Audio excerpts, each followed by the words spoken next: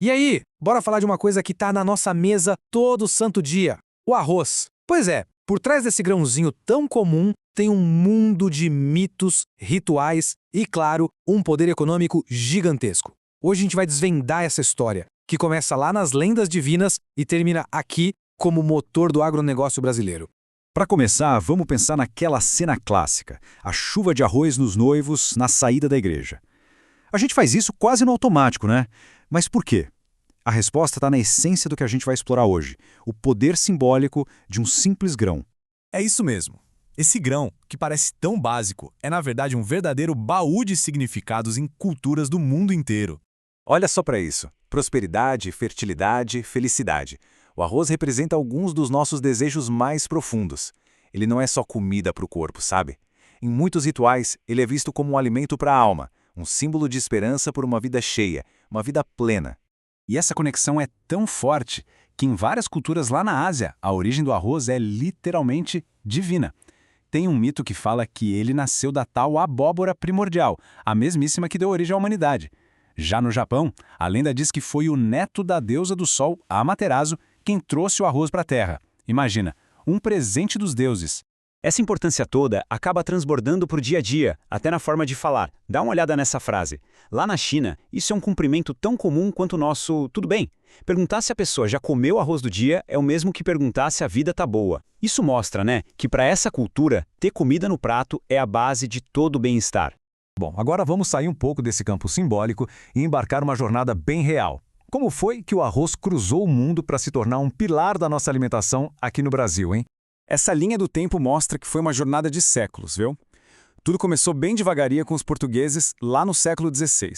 Mas aí o jogo virou, principalmente quando o cultivo se firmou de vez no sul do país. Com a modernização toda no século XX, não teve mais volta. O arroz virou um gigante da nossa agricultura e uma parte central da nossa identidade. E claro, com o arroz tão presente no Brasil, a diversidade explodiu nos nossos pratos. Hoje em dia, a gente encontra uma variedade impressionante e o mais legal é que cada tipo tem sua própria história e seu próprio sabor. Essa tabela dá uma ideia geral, mas a história por trás de cada um é fascinante. Repara ali na linha do arroz preto. Ele era chamado de arroz proibido na China antiga. Sabe por quê? Porque era um luxo reservado só para os imperadores.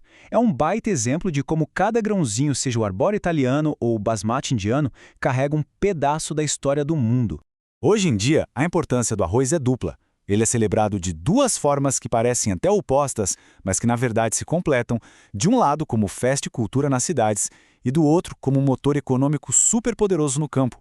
E essas duas imagens mostram essa dualidade na prática. Olha só. De um lado, a gente tem a festa do arroz de Tremembé, em São Paulo, uma celebração da comunidade, da gastronomia, da tradição. Do outro, a abertura oficial da colheita, organizada pela Federarroz, um evento gigante focado em tecnologia, negócios e na escala industrial da produção. E quando a gente fala em agronegócio, os números são de cair o queixo. Olha só a produção do Rio Grande do Sul. O estado é uma potência, responsável por mais ou menos 70% de todo o arroz do Brasil. É uma escala gigantesca, que não só alimenta o país, mas também movimenta a exportação. Então, depois de toda essa viagem, a gente chega a uma conclusão bem clara. O arroz é muito, mas muito mais do que um simples acompanhamento no prato. O arroz é como um fio invisível que conecta tudo. Ele está nos mitos antigos da Ásia, nos votos de felicidade de um casamento, na mesa de milhões de famílias brasileiras e, ao mesmo tempo, nos gráficos da nossa economia. Ele é, no fim das contas, símbolo, cultura e um poderoso motor econômico. Então, da próxima vez que aquele prato de arroz estiver na mesa, vale a pena olhar com outros olhos. E fica a pergunta no ar: que outras histórias incríveis será que estão escondidas na nossa comida de todo dia?